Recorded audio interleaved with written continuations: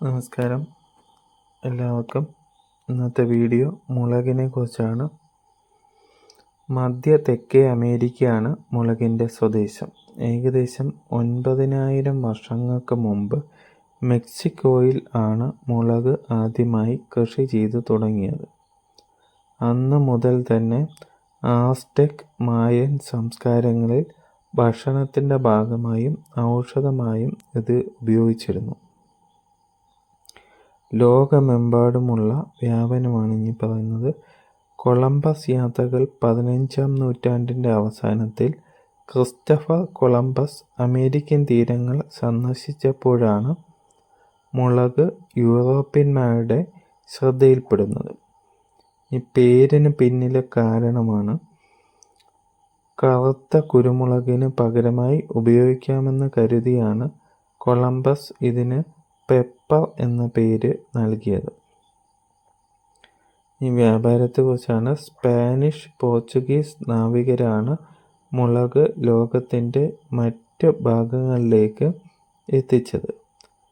ഇന്ത്യയിലേക്കുള്ള വരവ് 16-ാം നൂറ്റാണ്ടിൽ പോർച്ചുഗീസ് വ്യാപാരികളിലൂടെ ആണ് മുളക് ഇന്ത്യയിലെത്തിയത്. അതിനു മുന്നേ ഇന്ത്യക്കാർ എരിവിനായി കുരുമുളകാണ് പ്രധാനമായി ഉപയോഗിച്ചിരുന്നത്. എന്നാൽ ചുരുങ്ങിയ കാലം കൊണ്ട് തന്നെ മുളക് ഇന്ത്യൻ ഭക്ഷണ രീതികളുടെയും സംസ്കാരത്തിൻ്റെയും ഒഴിച്ചുകൂടാനാവാത്ത ഒരു ഘടകമായി മാറി.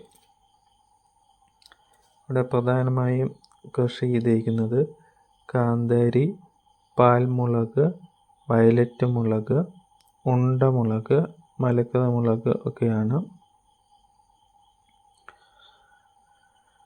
നമ്മൾ കടകളിൽ നിന്ന് വാങ്ങിക്കുന്ന മുളക് നടുവേ മുറിച്ചിട്ട് അതിൽ നിന്നുള്ള വിത്താണ് നമ്മൾ ഗ്രോ ബാഗിലോ ചട്ടിയിലോ ഒക്കെ പാകുന്നത്. അത് വിത്ത് നമ്മൾ പാകുന്നതിന് മുന്നേ 5 ദിവസം കുമ്മായമിട്ട് നനച്ച മണ്ണ് ആണ് ഗ്രോ ബാഗിൽ അല്ലെങ്കിൽ ചട്ടിയിൽ നമ്മൾ ഇട്ട് നിറയ്ക്കുന്നത്. പിന്നീട് നമ്മൾ ഗ്രോ ബാഗിൽ ആണെങ്കിൽ ഒരു അരഭാഗത്തോളം കരിയില ഇട്ട് നിറച്ചിട്ടാണ് ഇനി പറയാൻ പോകുന്ന 1.5 ചട്ടി മണ്ണ്. ഒരു കണക്കാണ്. 1.5 ചട്ടി മണ്ണിന് 3/4 ഭാഗം ഉണങ്ങിയ ചാണകപ്പൊടി, അതേകൂട്ട് തന്നെ 3/4 ഭാഗം ചകിരിച്ചോറ്. വെള്ളം പിടിച്ചു നിർത്തുന്നതിന് വേണ്ടിയാണ് നമ്മൾ ഈ ചകിരിച്ചോറ് ഉപയോഗിക്കുന്നത്. പിന്നെ അതേകൂട്ട് തന്നെ 3/4 ഭാഗം ഉമി, പിന്നീട് വേപ്പിൻ പിണ്ണാക്ക് 1 പിടിയായാലും മതി. എല്ലുപൊടി ആണ് ഫോസ്ഫറസ് ഉള്ളത്. പൂക്കളും കായ്കളും ഒക്കെ ഉണ്ടാക്കുന്നതിന് സഹായിക്കും. അടങ്ങിയിരിക്കുന്നു.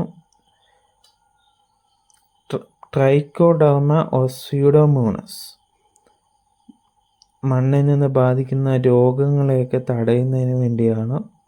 ഇതിലേതെങ്കിലും ഒന്ന് നമ്മൾ ഉപയോഗിക്കേണ്ടതായിട്ടുണ്ട്. പിന്നീട് നമ്മൾ 3-4 ഡേയ്സ് കഴിഞ്ഞ മണ്ണ്, നനച്ച മണ്ണുണ്ടല്ലോ, കുമ്മായിട്ട് നനച്ച മണ്ണ്, അതിനകത്തോട്ട് ഗ്രോ ബാഗ് അല്ലെങ്കിൽ ചട്ടിയിൽ, ഈ ഗ്രോ ബാഗ് ആയിരിക്കും ഏറ്റവും നല്ലത്. അതിലോട്ട് മുളകോ ഏതിൻ്റെയെങ്കിലും വിത്തുകൾ പാകുക. വിത്തുകൾ പാകിക്കഴിഞ്ഞിട്ട് ഈ മണ്ണ്, മുകളിലത്തെ മണ്ണ് ചെറുതായിട്ട് മാറ്റിയിട്ട് വേണം വിത്തുകൾ പാകുക. എന്നിട്ട് ചെറുതായിട്ട് മണ്ണ് തൂറ്റുക. എന്ന് വെച്ച് കഴിഞ്ഞാൽ നമ്മൾ വിരൽ കൊണ്ട് മണ്ണ് ഇട്ടിട്ട് വിരൽ കൊണ്ട് ചെറുതായിട്ട് അമർത്തണം. എന്നിട്ട് കൂടുതലായിട്ട് വെള്ളം ഒഴിക്കരുത്, തളിച്ചേ വെള്ളം ഒഴിക്കാവൂ. അപ്പോൾ ഇതിൻ്റെ ക്ലിയറായിട്ടുള്ള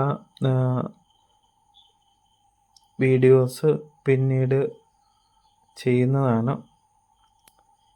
അപ്പോൾ എല്ലുപൊടിയാണ് ഇതിന് പൂക്കളും കായ്കളുമൊക്കെ നല്ല രീതിയിൽ ഉണ്ടാകുന്നതിന് ഏറ്റവും പ്രധാനമായിട്ടുള്ളത്. അപ്പോൾ നിങ്ങൾക്ക് വീഡിയോ ഇഷ്ടമായെങ്കിൽ ലൈക്ക്